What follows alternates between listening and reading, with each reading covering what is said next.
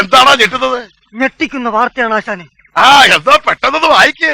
ആദ്യം തന്നെ വിൻസി ഇങ്ങനെ ഒരു ധൈര്യം കാട്ടിയതിന്, അതായത് ലഹരി ഉപയോഗവുമായി ബന്ധപ്പെട്ടൊരു ധീരമായ നിലപാടെടുത്തതിന് അഭിനന്ദനങ്ങൾ വിൻസി.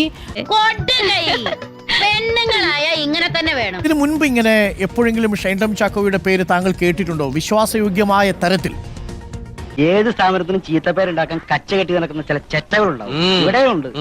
അതാ ഈ അവതാരം. അദ്ദേഹം ലഹരി ഉപയോഗിക്കുന്നു എന്നുള്ളൊരു പരാതി വ്യാപകമായിട്ട് സിനിമാ വൃത്തങ്ങളുടെ ഇടയിൽ നമുക്ക് അറിയാം. ഞാൻ പറഞ്ഞല്ലോ, ഒരു അബദ്ധങ്ങളുടെ ഒരു ഘോഷയാത്ര തന്നെയാണല്ലോ അതിന്റെ ജീവിതം.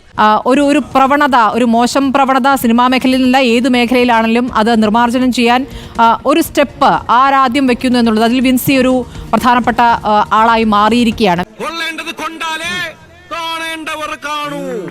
അപ്പോൾ എപ്പോഴാണ് സിനിമാ സംഘടനകൾക്ക് വിൻസി പരാതി നൽകിയത്? എന്താണ് ആ പരാതിയിൽ പറയുന്നത് വിൻസി? ഇതില് മിഖായിലേട്ടൻ എന്നാ പറയാനുള്ളത്?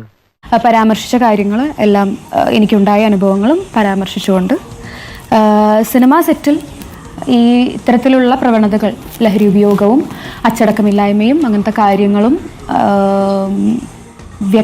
എന്താ പറയുക, മാറ്റി നിർത്തപ്പെടണം എന്നുള്ളത് ആണ് പരാതിയിൽ മെയിനായിട്ടുള്ളത്.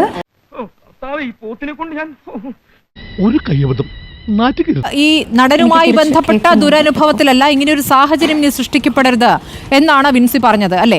അതായത് ഈ നടനെതിരെ നടപടി ആവശ്യപ്പെട്ടിട്ടില്ല എന്നാണോ വിൻസി? ഒരു ഇച്ചിരി പരിഷ്കാരമൊക്കെ ഇക്കാലത്ത് ഉണ്ടെന്ന് വിചാരിച്ച് അതൊരു ദോഷമാണെന്ന് പറയാനൊക്കുമോ കുഞ്ഞച്ച? നടനെതിരെയാണല്ലോ നടപടി ആവശ്യപ്പെടുന്നത്. കാരണം അയാളാണല്ലോ എന്നോട് മോശമായി പെരുമാറിയത്. കുഞ്ഞച്ചനെ പറ്റി ആളുകൾ എന്തൊക്കെ പറഞ്ഞാലും ഞങ്ങൾക്ക് ദൈവം അയച്ചു തന്ന ദൈവദൂതനെ പോലെയാ. അപ്പോ നടനെതിരെയാണ്. അത് എടുക്കുമ്പോൾ സംഘടനകൾ അതിനു വേണ്ടിയിട്ടുള്ള നടപടികൾ എടുക്കുമ്പോൾ ഓഫ് കോഴ്സ് അത് സിനിമ സെറ്റിൽ ഇനി ഒരു സിനിമാ സെറ്റിലും, ഞാനില്ലാത്ത സിനിമാ സെറ്റിലും, എല്ലാ സിനിമാ സെറ്റിലും വ്യാപകമായിട്ടുള്ള ഒരു തീരുമാനത്തിലോട്ട് എത്തണം എന്നുള്ളതാണ്. ഉറപ്പായിട്ടും 100% ഞാൻ യോജിക്കുന്നു. ഇന്നലെ ഈ ഷൈൻ ടോം ചാക്കോ താമസിച്ച ഹോട്ടലിൽ ഡാൻസ് ഓഫിന്റെ സംഘം ഒരു പരിശോധനയ്ക്ക് എത്തിയിരുന്നു. ആ സമയത്ത് ഡാൻസ് ഓഫിന്റെ സംഘത്തിൽ പെടാതെ ഇയാൾ ഇറങ്ങി ഓടുന്ന ഒരു ദൃശ്യം കൂടി നമ്മളിപ്പോൾ കൊടുക്കുകയാണ്. ഇയാൾ കൊച്ചിയിലെ ഹോട്ടലിൽ താമസിച്ചപ്പോഴാണ് ഈ സംഭവം നടന്നത്. ഇന്നലെ രാത്രിയിലെ ഒരു വിഷ്വലാണ് ഇപ്പോൾ നമ്മൾ കൊടുക്കാൻ പോകുന്നത്.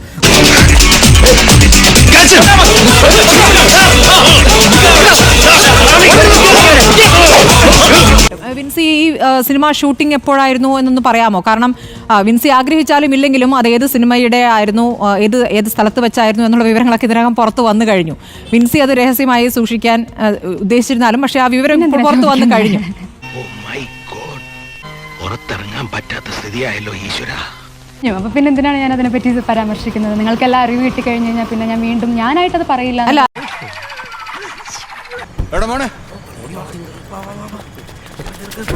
അപ്പൊ നാളെ ഓക്കെടാ, അപ്പൊ നാളെ കാണാം. Okay, thank you.